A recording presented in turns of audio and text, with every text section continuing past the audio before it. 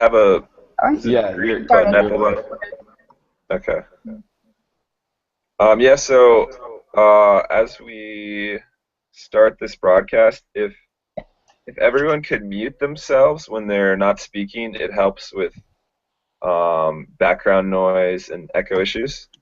Um, so yeah, Marie, if you could give introduction about yourself and maybe some background about the research you did over here in Korea, that would be great.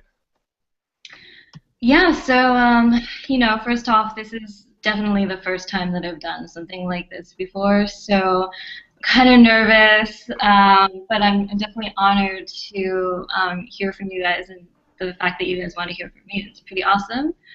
Um, so I attended Fordham University in New York City, and I graduated in 2008. And I worked at a nonprofit after graduating because I knew that I wanted to do some sort of social justice thing. And so I worked there for a year, hated it, and then took a year off to travel, where I lived in Morocco. And had crazy like African adventures, and actually I met a bunch of Fulbrighters when I was there, and I was like, oh, this Fulbright program, that kind of piqued my interest, and so I applied. And my background is I was born in South Korea and I was adopted when I was a baby. So ethnically I am Korean, but I grew up in a white family and I had no knowledge of Korean culture or anything like that. So I thought the Fulbright would be, first of all, a good opportunity for me to go back to the country I was born, but also to explore these ideas that were poking around in my head concerning art and culture. And I majored in cultural anthropology in college, so I also didn't have a journalism background. Um, so when I was traveling, I had these ideas, put them together in a proposal, and it was sort of what Art and Soul resembles now, but it was actually, my proposal was actually very different. It was an exhibition. It was more of like an event rather than a publication. So I got the Fulbright, started doing some basic research when I got to Seoul, and just realizing that this event isn't going to be possible on, I think they give you like $900 to do your project with. So through the people that I met, I kind of got involved in the zine kind of, I don't know, just interested in zines and that whole zine culture, which was huge when I came to Korea in 2010. And decided, you know what, printing is super cheap here, and let's just do like an arts journal. And I already knew a lot of writers, so that was no problem. And we kind of just, we put a small team together of 3 people, and we created our first issue, I think 6 months into my Fulbright. We kind of kept going even after the Fulbright was over. But for me, it wasn't a straight, I'm gonna create this publication. It was definitely like trial and error, and realizing that some things just weren't possible, and thinking about a different solution, basically. I need to plug my computer in, so excuse me, I'm like losing my battery.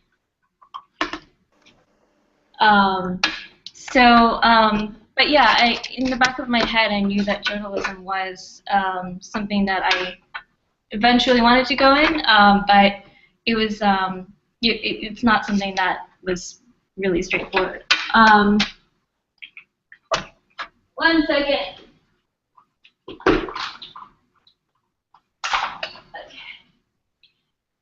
Okay. So also when I was in South Korea, I started as a kind of personal project researching my own history and like the circumstances around my own birth, and the societal, the Confucian society that Korea has that doesn't really allow for single mothers to keep their children.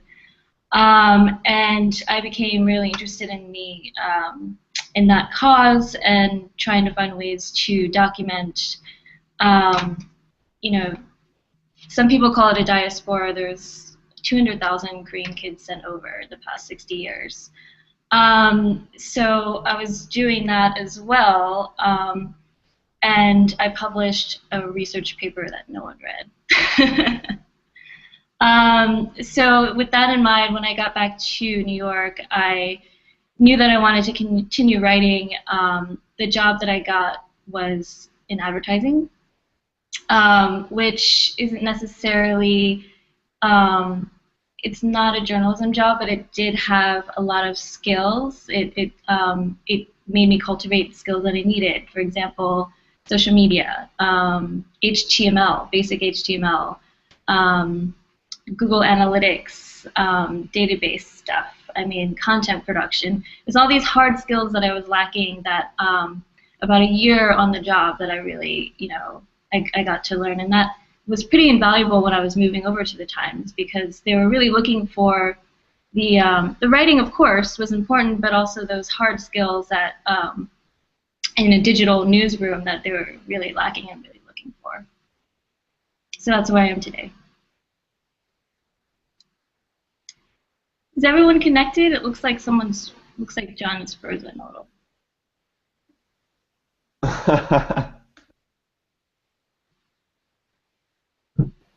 John, are you okay over there? John's zoning out for. I can forward. Okay, so we'll start in on the questions until John becomes unfrozen. Okay, so the first question. When you work as a journalist, how much of the stories you write are about what you're interested in versus what you're assigned to cover? So I mean, I think there's journalist is a very broad term, and that could include anyone that works in journalism. So I think that in my case, I'm not a reporter, so I'm not working on like a specific beat. If you are a reporter, then say you're assigned to cover, I don't know, court rulings in Brooklyn or something like that, then you'll get a specific assignment for that particular beat. But for me, I did a lot of freelance work before coming to the Times, and at the Times I've also written a handful of articles, but those have all come from basic pitching. And I think if you are interested in writing, or if you're interested in being a reporter or journalism or anything like that, I think that you need to cultivate those pitching skills, because that is ultimately what will get your story published. And so while it may not be a specific interest of mine, it's more about being opportunistic and seeing a story that needs to be told and then pitching it in a way where a certain editor feels like it's newsworthy and that they can work with you on the story. So, but then it goes back to you kind of have to be interested in the subject matter if you're going to pitch a story, because it does take a lot of it does take a lot of work to get a story from just a concept to actually going on paper. So I don't know. Does that really answer your question? Wait, so real quickly, if you're not a reporter, can you maybe talk a little bit more about what you're doing with the Times?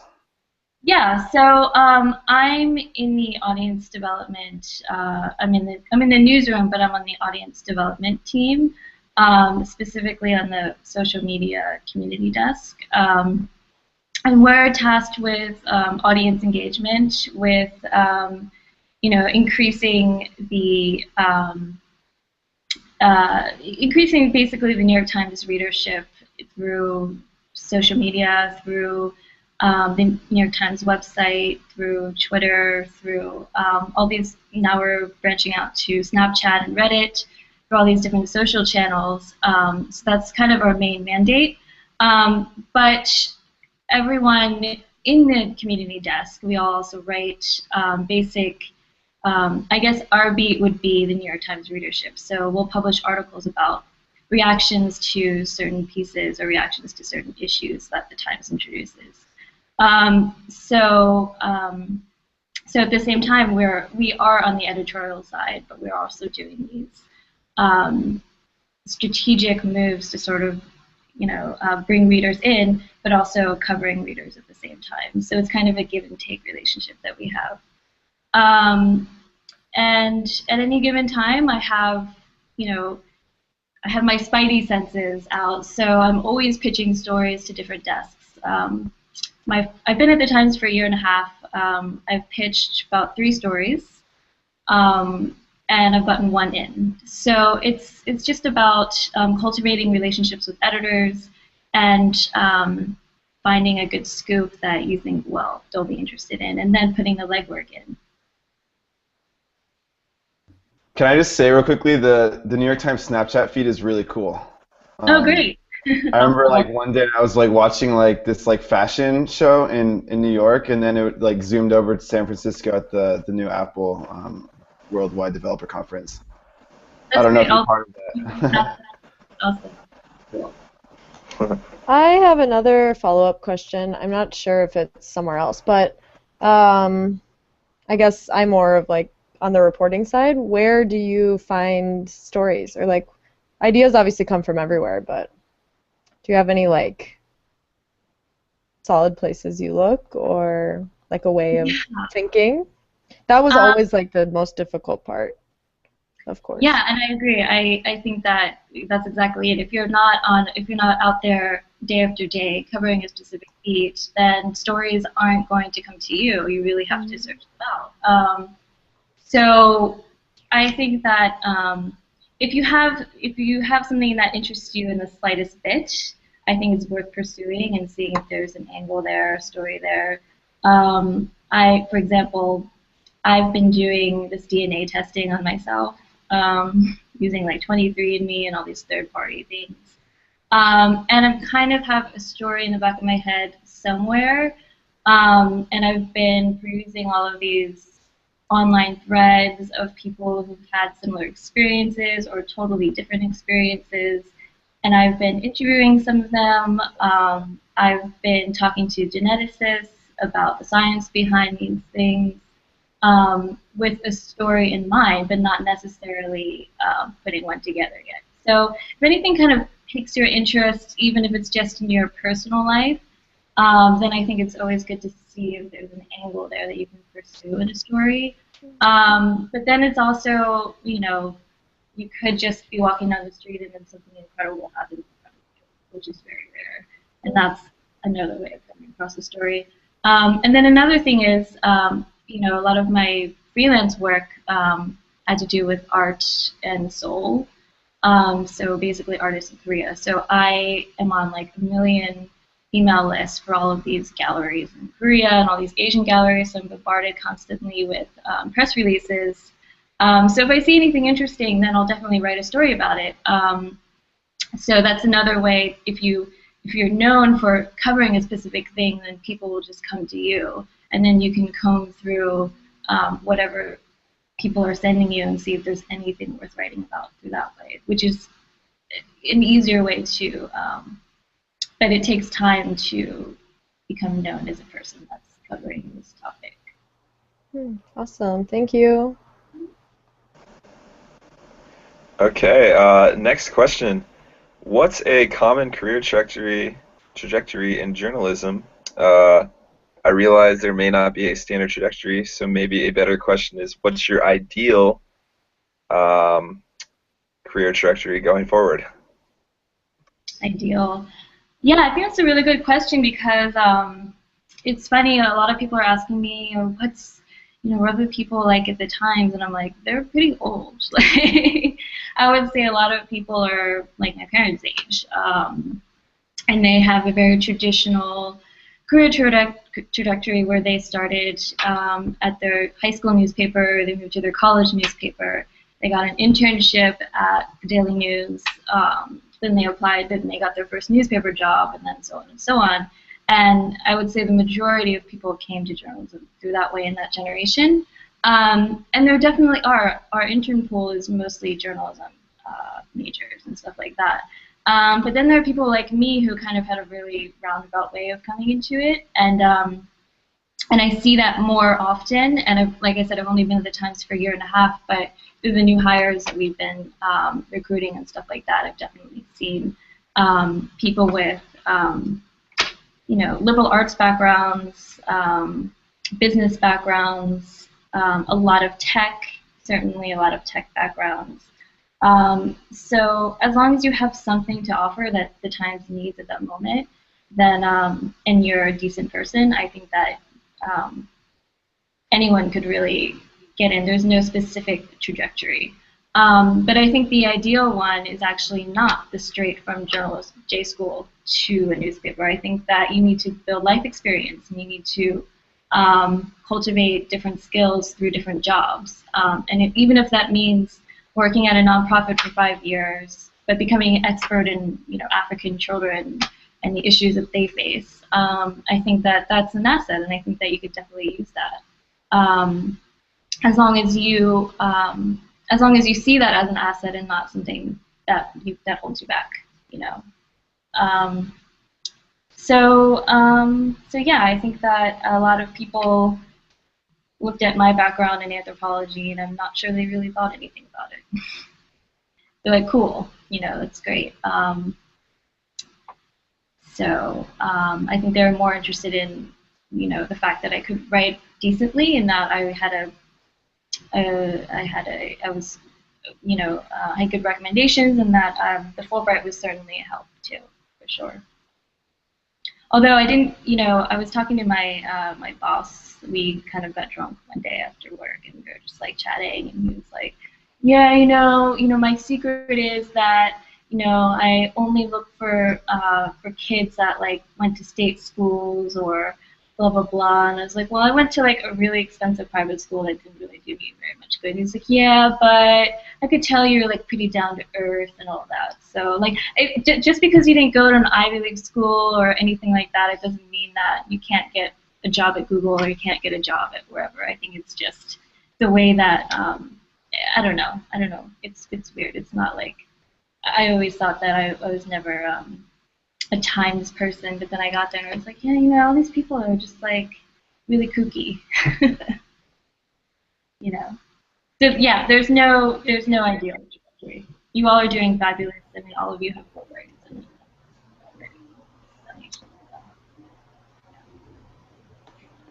I have a follow-up question, if that's okay.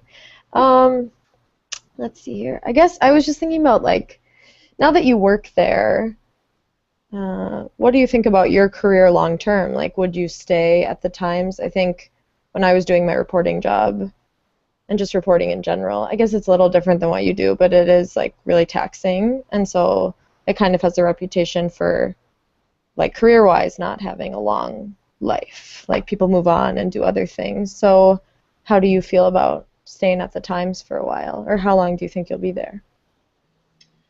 Yeah, I mean, I think that you're basically at the Times, you're new until you've been there for 10 years. So and that's really true. I mean, there's so much to learn that you don't really feel like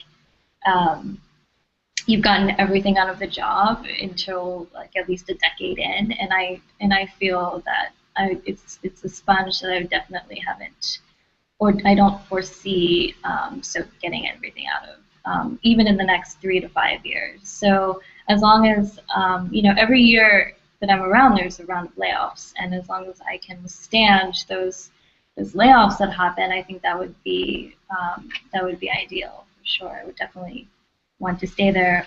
It's funny because at the Times, it's really fluid company where people don't really stay in their own desks or sections for very long at the same time. So you could be there for 25 years but have worked in 25 sections. So I really like that aspect. You can embed with like the foreign section if you wanted to, if you were particularly interested in working with them. You could give copy editing a try. You could be a web producer. I mean, there's a lot of different roles that you can fill within the actual company that I can see myself doing as well. So yeah, I mean, as long as they don't fire me or they don't lay me off, I'm going to try to stay there for as long as possible. And that's the case with, I know reporters at, the Journal and freelance journalists, and everyone's kind of just hanging on by the seat of their pants. And you're right. I mean, it is a taxing job. It's not glamorous. You're not paid that much money. So you really have to kind of love it. And But I feel like if you can make it work, then you should try to keep it going as long as you possibly can. That's the key, I think.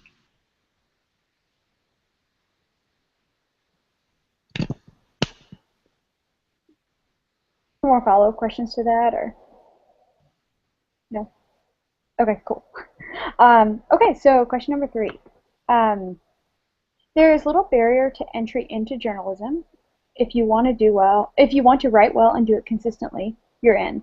But what's difficult is sustaining quality writing over time and standing out.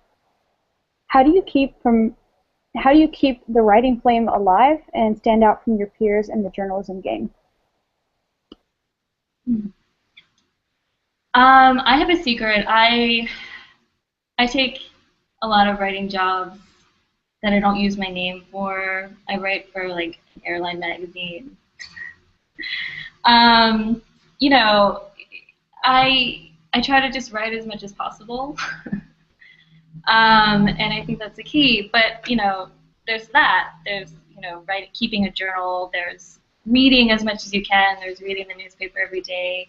The traditional advice. But then also, like what you see in major publications, it's been edited to death. It's you work with a story editor, and then you have a copy editor combing over every word. So you can't expect an article to be polished like the moment you write it. And I think for me, the first piece that I did was really, really hard because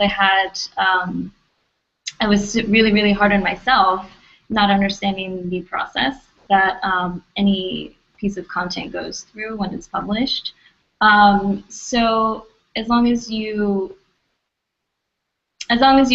are, I think the hardest part as a writer is just like holding yourself to a certain standard, and as long as you can hold that without like killing yourself, I think that that's the key.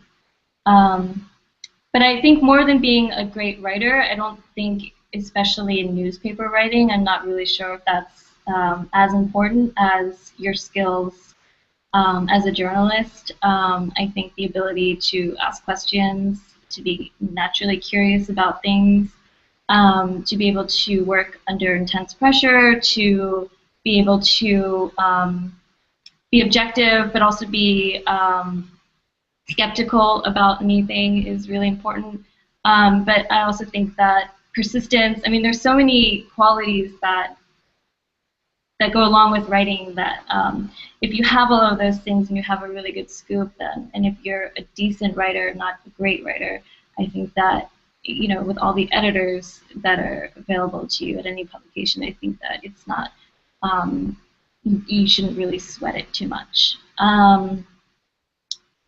But eventually over time, it will definitely get easier. The more you write, the quicker you'll become, the more confident you'll become, and the more forgiving of yourself you'll be if you're like, oh wow, that sounds horrible.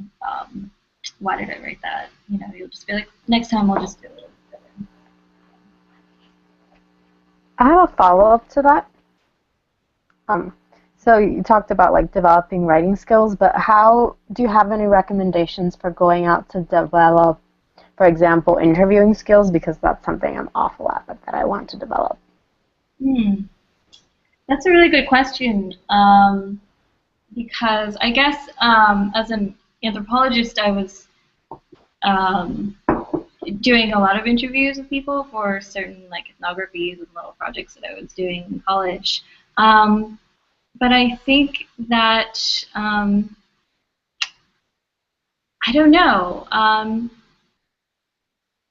think the only way is to just do it. You can't practice interviewing someone, right? I think that if someone is interesting and you just want to collect their story, just be like, hey, I'm doing an oral history project and I want to collect your story about being a World War II veteran or something like that, and just start asking them questions, and you'll see that the more they answer your questions, the more questions that you'll have, and just not holding back and kind of trying to get them to reveal, basically as a journalist, you want them to reveal something that has like narrative tension or something that's interesting that can make a good story. But if you want to practice your interviewing skills, just ask questions to people and just make it semi-formal. But, so you're comfortable doing that, you know. And I went to Catholic school my whole life, and I was told that questions are bad. Like, don't ask questions. When I got to college, I was terrified of asking questions in class. I never participated.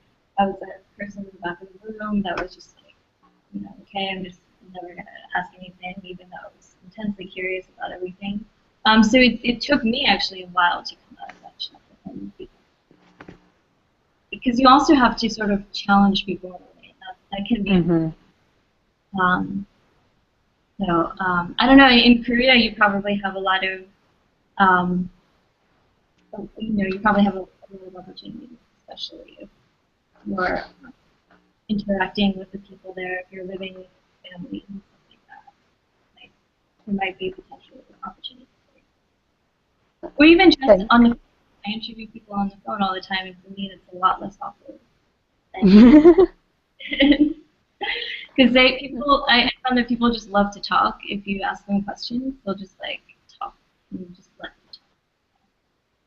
talk. Yeah. I think that's really good advice. I guess my biggest problem is pushing people and being scared of pushing them to the point where they're stop talking to me. But that's very good advice. Thank you.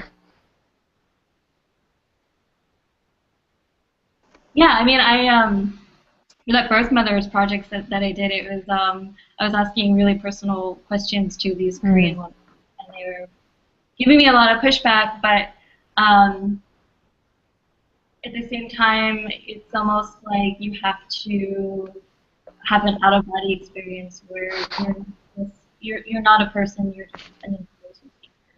But at the same time, you don't want to press them and drive them away. So it's definitely a delicate balance. But I wouldn't start with that scenario. I would start with very innocuous. Yeah. Thank you.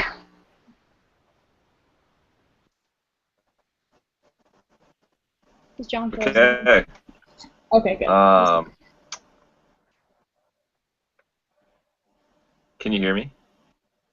Yeah, okay. So, in what ways does your Fulbright out at the Times? Can you repeat that? Am I fuzzy, Courtney? Am I? Yeah, you are. A little bit. But we can hear you. It just skipped over the question. Repeat it again. Okay. Sorry, I'm having some internet issues. In what ways does your Fulbright Korea experience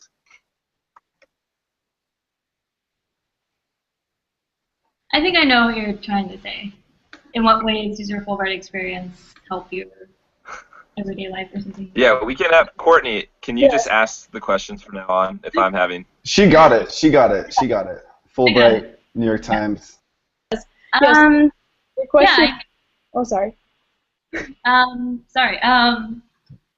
So, yeah, I mean, I think that it's helped me. I don't know when did you guys start your Fulbright? Was it in the beginning of the year, or are you like halfway through it, or? We're like at the end. Oh, you're at the end. Okay. So this is a really good, or a really interesting time for you. I was like really depressed for me.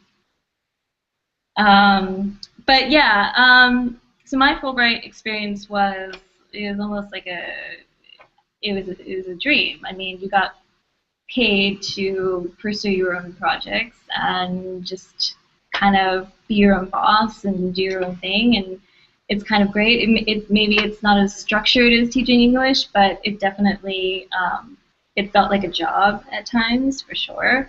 But it's not like so when you go back to the States, you won't have, you know, it'll be a period of adjustment for sure. But I think that the Fulbright taught me to work independently, to I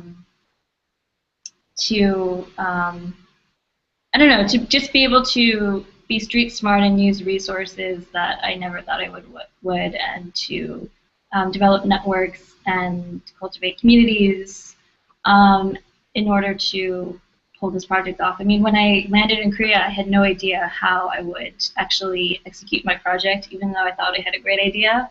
And then somehow it happened, and whatever made it happen, that kind of stays with you, and just hold on to it. Whatever challenges you might have had in your Fulbright experiences, just remember how you overcame them, and those kind of problem-solving things will help you. Yeah. It also make you miss. Sorry. Oh yeah, it also just make you miss. I guess it's been almost 4 years since I've gone back, so I haven't been back to Korea yet. So definitely, I miss it, and I'm planning a trip out there next summer, so that should be interesting. I have a follow-up question. Again, I'm not sure if this will show up later in the questions, but can you talk more about your transition, like from being a researcher to working back in the U.S.? Like, were you applying for jobs from Korea, and then how did you kind of translate your experience? I guess more in like an interview or cover letter or something like that. How did you mention Fulbright and apply it to like applying for the Times?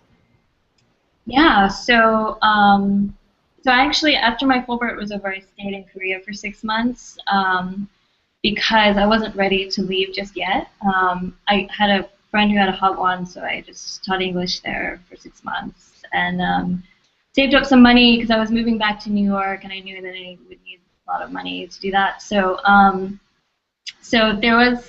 there's a buffer between my Fulbright and going back home, which was really helpful in preparing myself. I did read a lot during that time. I read a lot of like self-help books. I read, I don't know if you've seen this. It's called So Good They Can't Ignore You. And it's when I was in college, or just even before my Fulbright, I was following this blog called Study Hacks. And this guy, Cal Newport, he was all about, his whole concept is, it's not about finding what you're passionate about in terms of your career, it's just trying to be really good at something, and then once you're an expert in that field, then you'll be passionate about it. It's almost like a different way of thinking about things. So when I was reading that book, I was like, well, I'm never going to be like, yes, this is the career that I want. I found what I'm passionate about. But if I put the time in, I think it said like 10,000 hours or something like that. If I really tried to build skills that were useful to a company that I wanted to work for, and I got really good at that thing, then I would be happy. So that was kind of my outlook. When I got back to New York, I wasn't necessarily looking for my dream job. I was looking for any job that would make me, that would get me acclimated to working again, but would also teach me the skills that I needed to learn. So I applied to about a dozen jobs, and I heard back from one of them, and it was a temp job, so it wasn't even like a full-time job. And they wanted me to start right away, so I took it. I was like, doesn't really pay that much. It's no benefits, but you know what? I'm just gonna start working right away and see where it goes. Eventually, they did hire me full time. Eventually, I was promoted, and I, became a producer and all of that. So, and that was over a period of like a year and a half. So once I did that, I knew then that I was ready to go for that job that I really wanted, because I had that year and a half experience, and I had some skills along with the Fulbright that I could use to go after this other job. So I think it's just a matter of, you're going to need money when you get back. It's just a matter of taking a job but not being too picky if it's like your dream job or not, but knowing that eventually you'll land there. and that and that's, for me, that helped a lot, reading that book. But it was hard. It wasn't like, sometimes I was like, this job sucks so much, I just want to kill myself. But that's life, I guess. Okay. Wait. Oh, sorry. I guess, would you recommend, I've never really thought about like that. Would you recommend it to other people to maybe like not go for their dream job right away? Like, did you like how that worked for you? Like, you had a year and a half to, like you said, build skills and become kind of more like confident and stand out before you went somewhere like big. Yeah. Yeah, I mean, I don't think it would be realistic. I did apply for like a job at Google. I applied for New York Times jobs when I was in Korea, and didn't hear back. And so I don't necessarily, because I didn't really have a clear-cut goal in mind too, and I think I was just applying to jobs without that in mind. I don't think, because I didn't have like a specific thing that I wanted to do, I think that it didn't make me stand out. But definitely working that year and a half and formulating a specific goal, I think that it definitely helped me stand out, because I'm like, hey, I created this, flowchart for dealing with, internet trolls on Facebook, and what other job could I have done that for? I mean, it's those like things that you do when you're not working your dream job that kind of, it's the next step to getting there, I feel. But if you can get your amazing dream job right away, that's more power to you, and that's amazing if you can do that. For me, it just wasn't the case.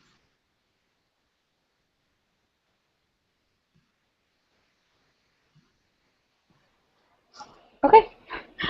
So next question. What is it like to work in a major newspaper, especially in the current shifting media landscape? Yeah, I think it's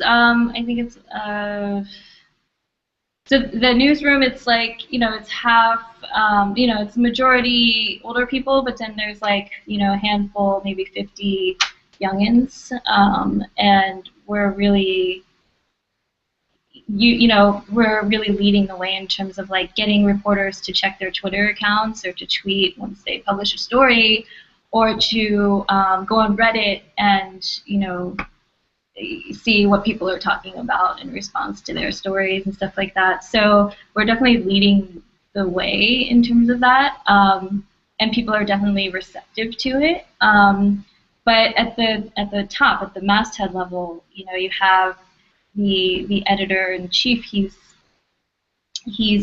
totally transforming the newsroom to be digital. We used to have a page one meeting twice a day where we went over the newspaper, A1. What's going to be on the front page of the newspaper the next day. Well, that doesn't really matter as much as what's going to be on the homepage, or so they're starting to realize the importance of these things, and they're already making changes. And it's exciting to see that, it's exciting to be in the middle of that at the same time.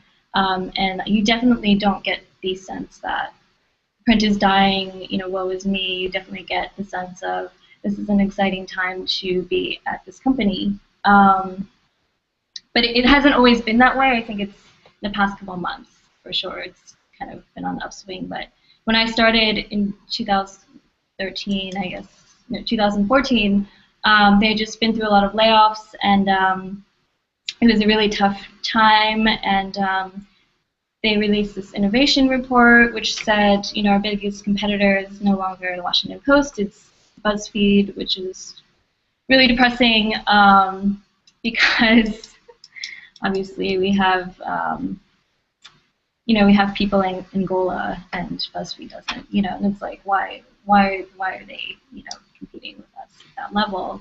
But it was a wake-up call for a lot of people, and so now I'm seeing the results of that wake-up call, and yeah, yesterday they did this mobile experiment where they, if you're in the building and you're looking at the website, it automatically went to the mobile site because they wanted people to see the importance of mobile. Like, oh look, you know, most of our readers get their news on their mobile phones now. It's like, look, you need to see what this looks like if you haven't seen it before.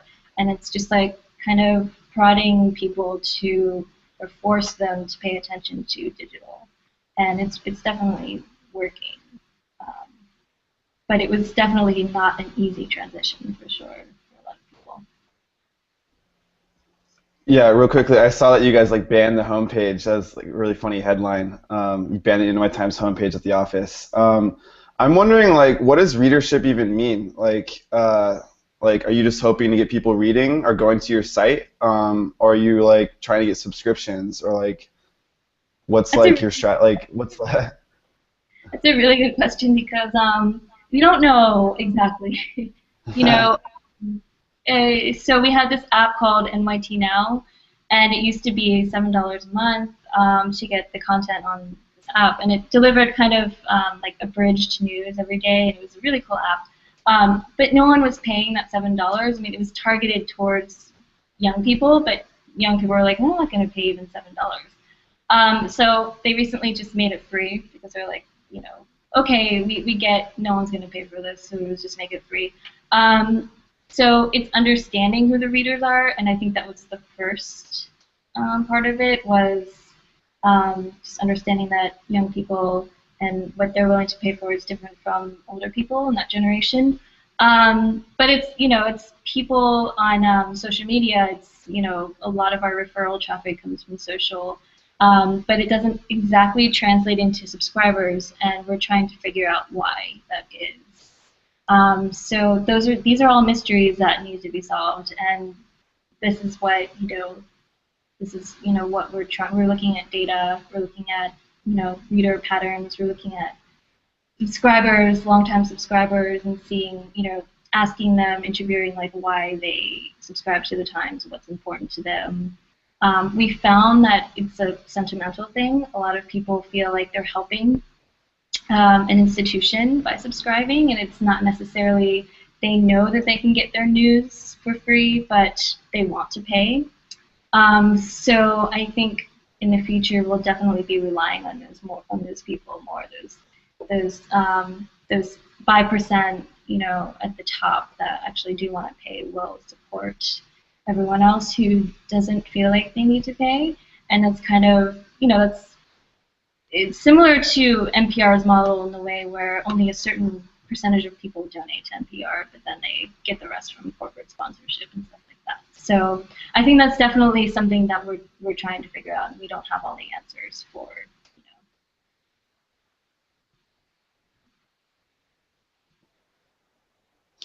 Awesome.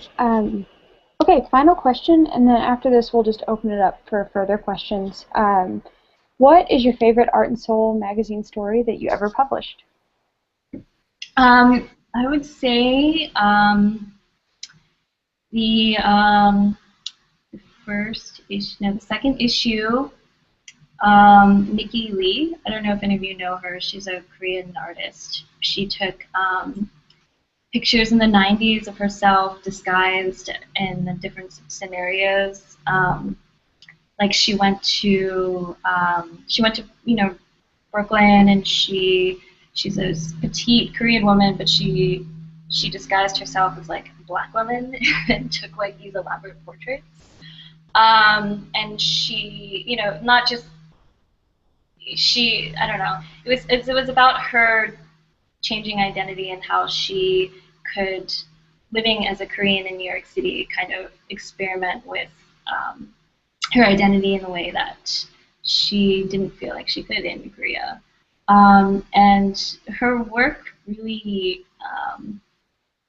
it kind of visually is very exciting, but also I really liked her concept, and I like her art because it has a heart, and it has, you know, it's more about her personal journey than it is about like some abstract concept. So I was really excited to meet her, and when I did, it was just really, really terrifying, and it all goes back to interviewing, and this was a really, really hard interview because her English wasn't that great. My Korean is basically non-existent. She was a little upset with me in the beginning because I chose like a bad location, and she's a very classy woman. Like she's a Gangnam woman. Like she's very like high class. And apparently I chose like a very dumpy cafe to like meet her in. So she was kind of upset about that. So it just like everything that could go wrong went wrong in the beginning. And then we were talking for like over 3 hours, and eventually we just we just started becoming friends, and I think that was, the best that could have come out of that scenario, and it actually happened, and I admire her greatly, and the story that came from that was pretty awesome. She actually let us use all of her work, so she gave all of her photos over to us, and so we could print them, and I thought that was really, really generous of her. So that was definitely like the highlight of my Art and Soul career, for sure.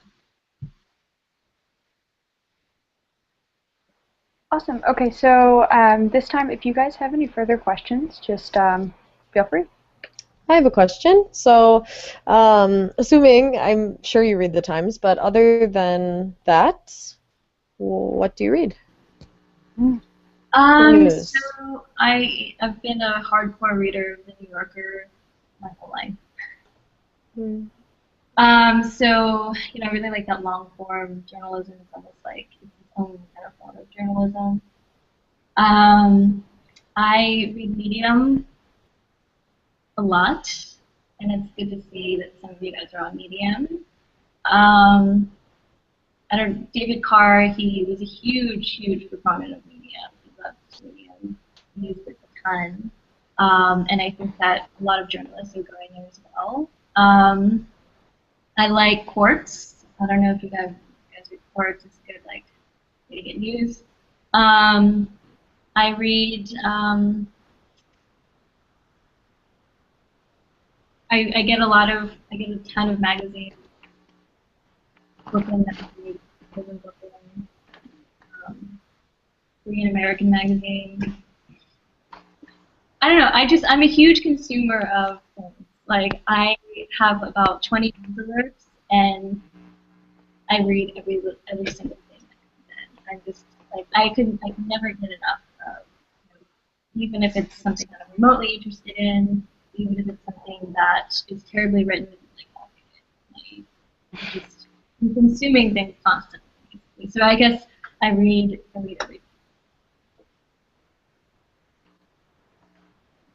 Do you get the actual subscriptions, or you just click through your Twitter or something? So the print magazine I subscribe to,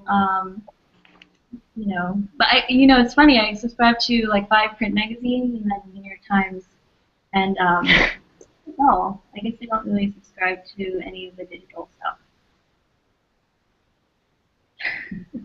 They don't give you a subscription? Oh yeah, they do. I mean, to be honest, like I told them, I was like, yeah, I'm not even a subscriber. I know the workarounds, the paywall, and they weren't surprised. So they don't give you a print subscription though, which kind of sucks.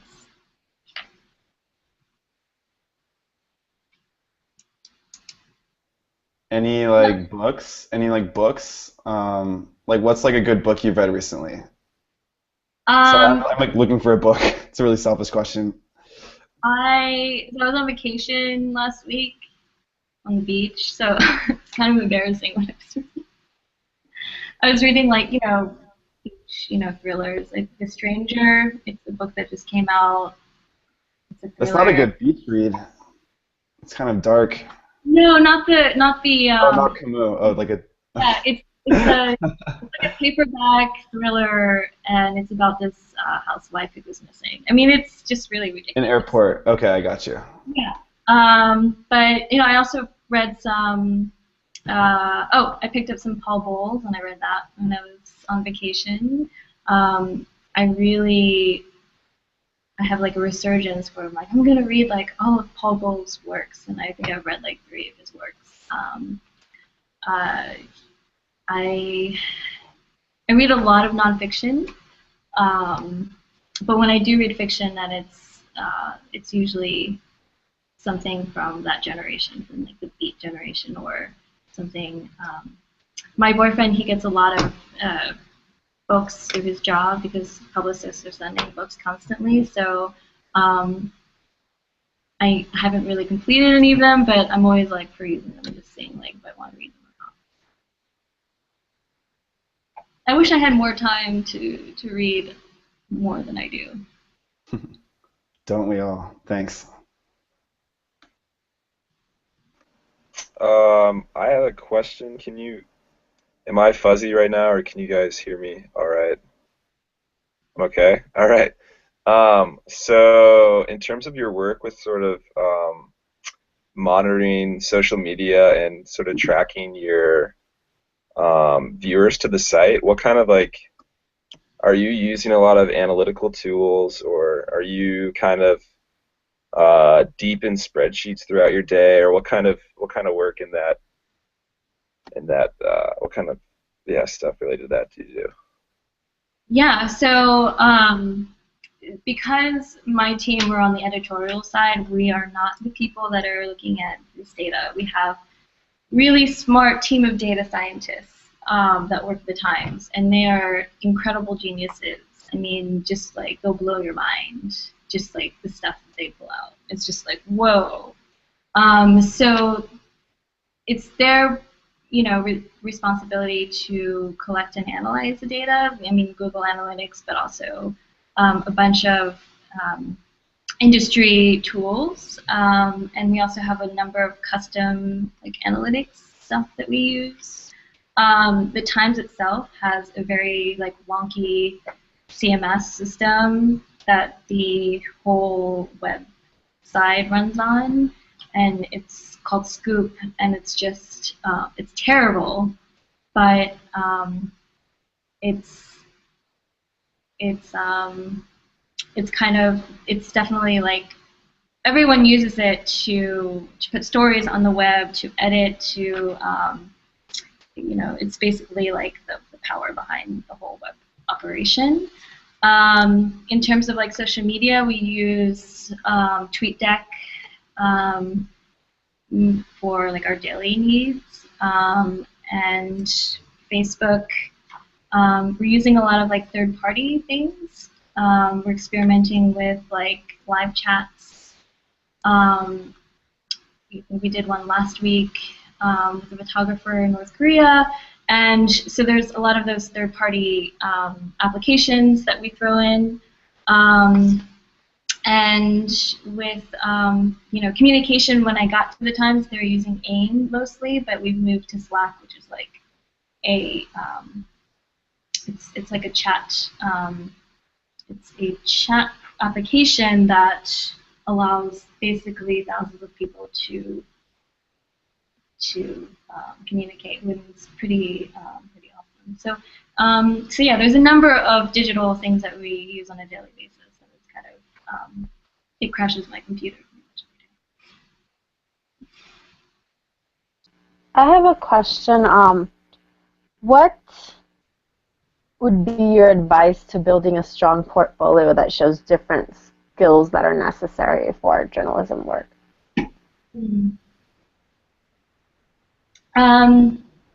So I would definitely use your Fulbright experience as like a foundation for. I worked for a year before I did my Fulbright, but I didn't really talk about that as much in terms of my professional life. The Fulbright was like the beginning. So if you use that as a point to kind of, for me, it was a point to kind of base my whole career off of. It's like, oh, this is where I developed this journal, and this is where I developed this journalism skills, and this is where I, basically with the community around this publication and blah, blah, blah. So I use that as, sorry, what was your question? Right. So my question was, what would be your advice for building a portfolio of work that shows, I guess, different dimensions of your skill set? Because, like, obviously you have to be a good writer, but depending on what type of writing you're doing, you also have to be a good interviewer. You might need to do a lot of other types of research So how do you pick what to include and what is not that important? Okay, so I would say, in a nutshell, just like try to be good. Just only show the good stuff, because I have a, not so good stuff, not proud of, that I definitely wouldn't show. So even if it's like two articles or one really, really good one, I think that's better than like 8 or 9 crappy so articles, So it's not necessarily quantity, it's just, I think it's definitely quality over quantity. Even if that means like, yeah, you only have a very, very small portfolio, as long as it shows that you can operate at a certain level. I think that all of those things are applied. Like, okay, well, you had to have good, or you're a good writer. I can at least see that, So I've seen people send, for Art Seoul, I get solicited all the time for like internships and jobs because of the companies we need, like in Korea. And I, get resumes all the time, and I'm looking at them, and it's hard. People don't have the time to really comb through all of your books, and maybe just show one really good one. I think that's awesome. Okay. And I think that it can be like your magnum opus. It could take like a year to write, but if it's really good, then there you have it. You don't have to. You don't have to. Don't feel the pressure to like do it right away. Just it's a slow process for you. And I think it's also like not writing just for anyone. I think that part of being a good writer is working with a good editor, and if you're not used to working with an editor or someone who can give you feedback, then you're not really going to progress, because that having someone else to give you it, and I think is really important in terms of like improving, because you don't really know where the problem starts. Yeah. So if it's getting a friend, or if it's getting a professor, or if it's getting someone to just look at what you wrote and giving you feedback, I think that also really helps.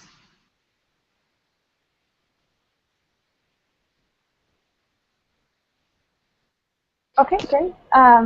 Marie, I think it's 11, so we've been on the conference for about an hour. Thank you so much for taking the time out to talk to everyone. It was so great.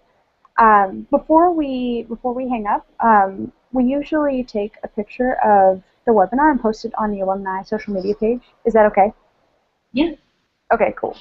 I'm going to mute myself, and then, well, no, I'll present to all. Present to everyone. Okay. Great. Okay, so everyone say cheese on 3. Ready? 1, 2, 3. Ready?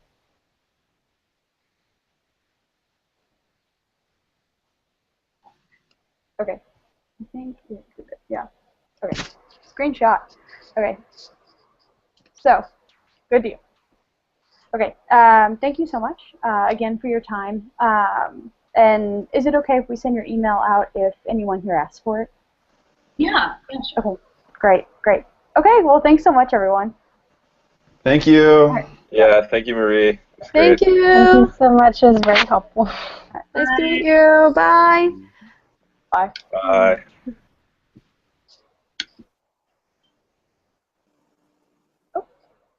Court.